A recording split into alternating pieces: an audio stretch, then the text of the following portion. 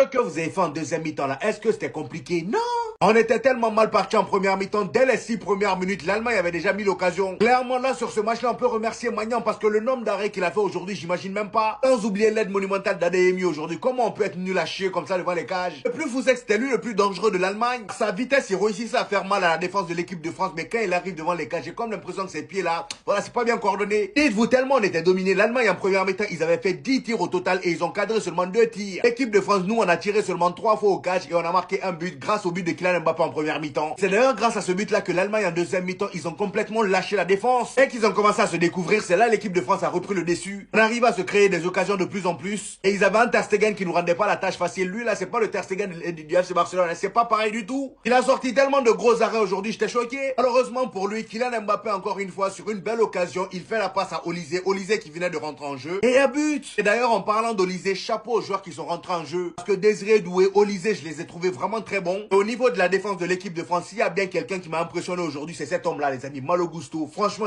il est trop fort. Que ce soit lui, Badé, Lucas Hernandez, même Digne, voilà, par moment, il était pas bon. Et je trouve qu'ils ont été beaucoup plus combatifs que la défense de la dernière fois. Oui, en première mi-temps, l'Allemagne passait facilement, mais au moins, la combativité était là. Et en deuxième mi-temps, ils se sont repris.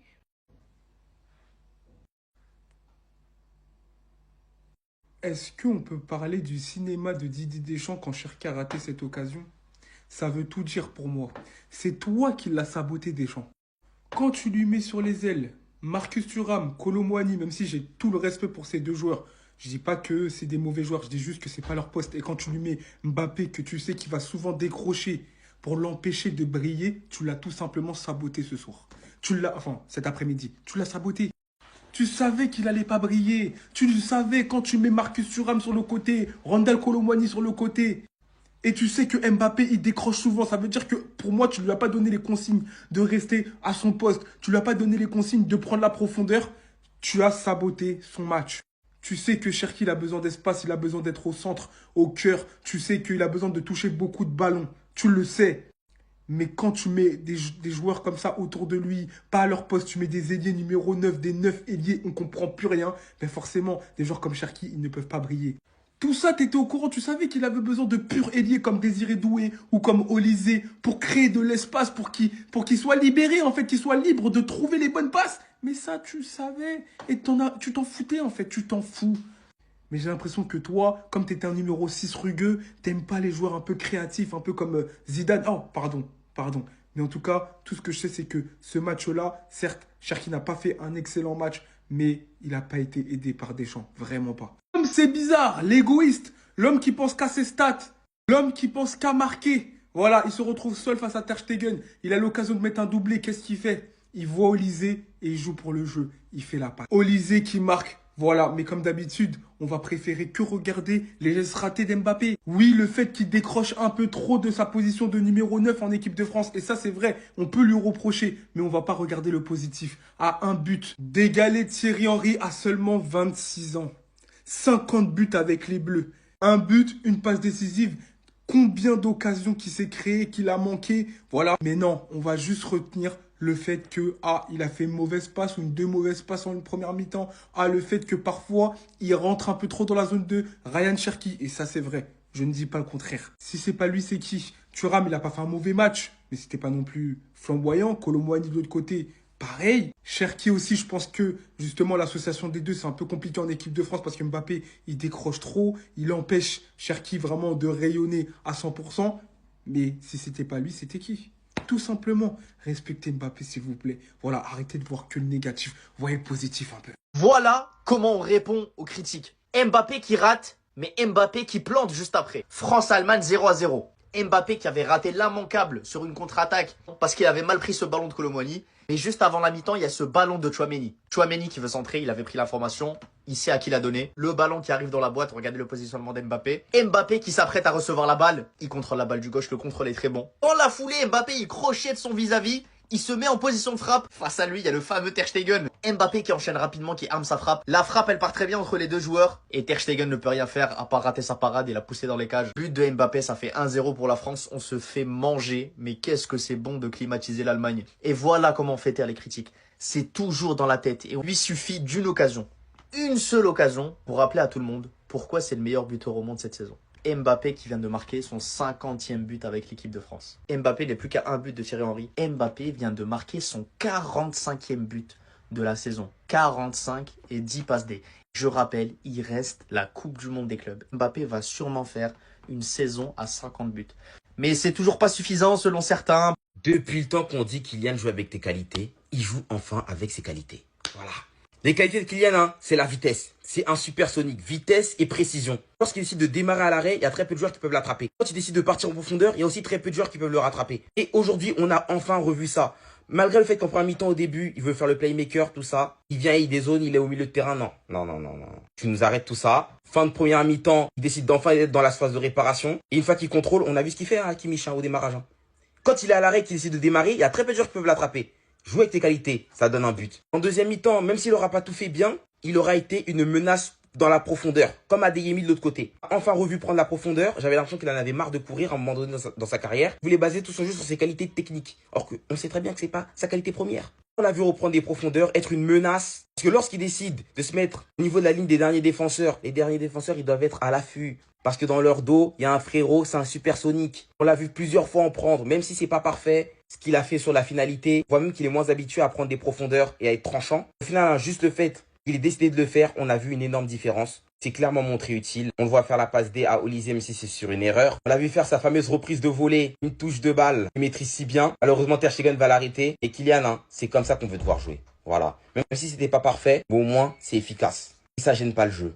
T'es là où tu dois être maintenant. Grâce à la passe D qu'il fait à Olysée, hein, il fait sa 32e passe D en équipe de France. Et dès lors du dernier match, il avait déjà battu le record du coup de Griezmann. Et là, il met 2 longueurs d'avance. Désormais, il faut qu'il aille chercher le record de Giroud. Allez Mbappé. Voilà, on veut te voir jouer comme ça. Menace en profondeur, c'est ça ton truc. Vitesse.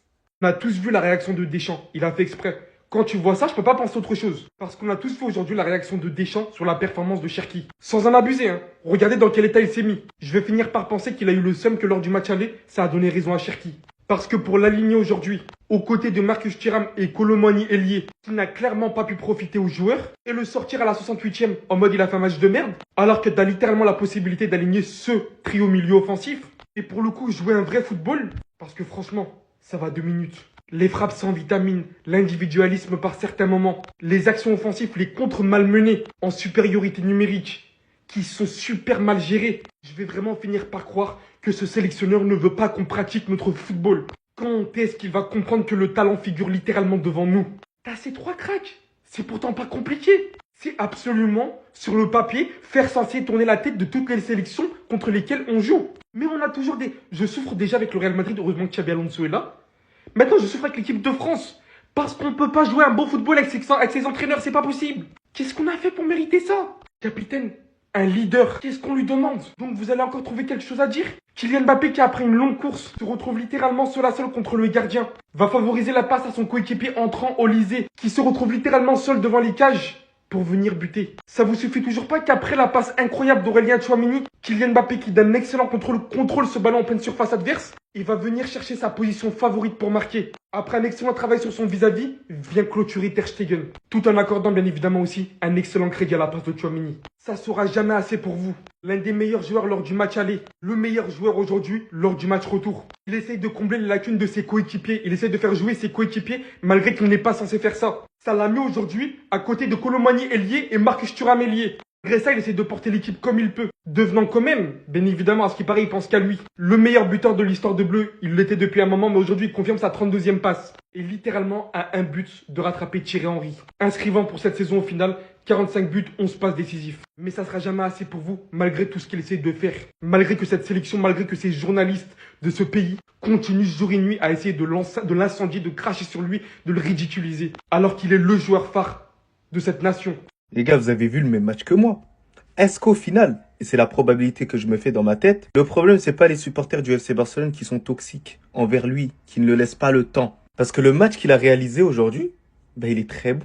Ça a été le meilleur Allemand là aujourd'hui. T'as fait des parades à terre comme ça, carrément, ça m'a choqué. Je me suis dit, bah, d'habitude, il le fait pas. Il fait ses arrêts en croix et ça fait but directement. Mais moi, ça m'a fait plaisir de voir Ter Stegen en réussite quand même avec son pays. Je sais que ça fait un certain temps qu'il souhaitait jouer du côté de l'Allemagne. Même sur le but de Kylian Mbappé, on l'a senti quand même concerné parce qu'il touche quand même la balle. Mais la réalisation de Kylian Mbappé est tout simplement extraordinaire. Et d'ailleurs, on va en parler de son match là. Mais vous voyez, Ter Stegen, même si c'est un Barcelonais dans l'âme, t'as quand même envie qu'il aille mieux en termes de niveau parce qu'il a toujours affiché un bon état d'esprit, toujours un bon comportement. Donc même si c'était pas un match du FC Barcelone, ça n'a rien à voir, il jouait pour l'Allemagne. J'espère que les supporters du FC Barcelone lui donneront une seconde chance. Parce qu'il y en a certains, ils ont été durs quand même envers lui. Même si, par moments, tu déconnes frérot.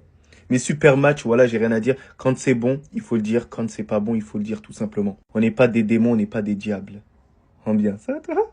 Vous avez vu son match Kylian Mbappé, ballon d'or officiel. Les gars, calmez. Calmez, parce que je vois des vidéos qui vont arriver comme ça, voilà. Donc Kylian Mbappé, auteur d'un but et d'une passe décisive. Première mi-temps, pour moi, elle a été poussif. C'est mon humble avis.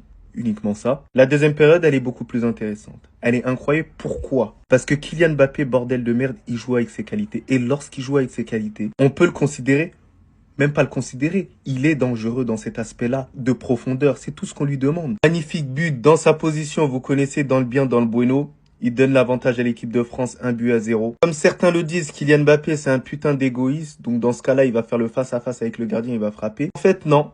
Il a décidé de faire la passe à Olysée. Et c'est louable, les gars. Ça fait plaisir, ce genre d'entente. C'est pour ça que lorsque j'entends des personnes dire que Kylian Mbappé, il devait laisser le penalty à Ousmane Dembélé, les gars, vous cherchez la petite bête. Parce que s'il avait donné le penalty à Ousmane Dembélé, voilà, vous alliez tous dire, il porte pas ses coronets. Vous serez tous en train de dire ça. Donc, Kylian Mbappé a réalisé un bon match. Voilà, faut pas non plus abuser à un très bon match, c'est pas le cas. C'est un match comme un Kylian Mbappé standard, normal. Compte davantage plus sa deuxième période, parce que sa première mi-temps, un peu poussif. Mais sinon, en vrai, c'est à toi. Moi, en tout cas, alhamdoulilah.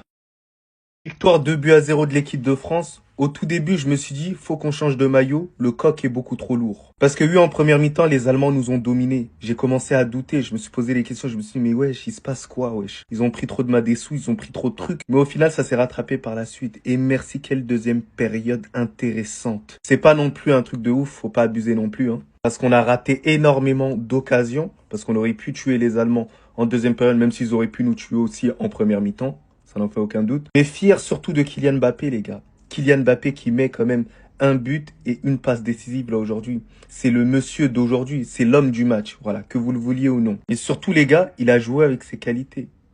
Et c'est tout ce qu'on lui demande. Va en profondeur, court. Et au niveau de la défense aussi, ils ont fait le taf. Tout simplement. Alors c'est vrai que les Allemands, ils n'ont pas été trop dangereux, tout ça, mais faut pas prendre de but pour un défenseur. Au milieu de terrain, je sais pas si vous avez eu la même sensation que moi, mais on a senti que quand Manu Koné il est rentré sur le terrain, bah c'était beaucoup plus appétissant. C'était beaucoup plus appétissant parce que il a un niveau au-dessus de certains joueurs. Et Cherki, il y a eu beaucoup de déchets. Il a tenté, il y a eu beaucoup de déchets, mais il faut lui laisser encore du temps. Voilà, c'est quelqu'un, il est excité de jouer en équipe de France, il faut lui laisser du temps, bordel. Donc les gars, content que l'équipe de France soit 3e, ça fait plaisir, mais sinon en vrai, c'est à toi. Moi en tout cas, on me dit alhamdoulilah. Des gens sur cette terre qui pensent que ce gardien-là, il est claqué. Allemagne, France, là j'entends des mecs critiquer, ouais, Ter Stegen, le but d'Mbappé, il est pour lui, la frappe, elle est sur lui, etc. Mais les gars, mais regardez tous les arrêts réflexes qu'il fait.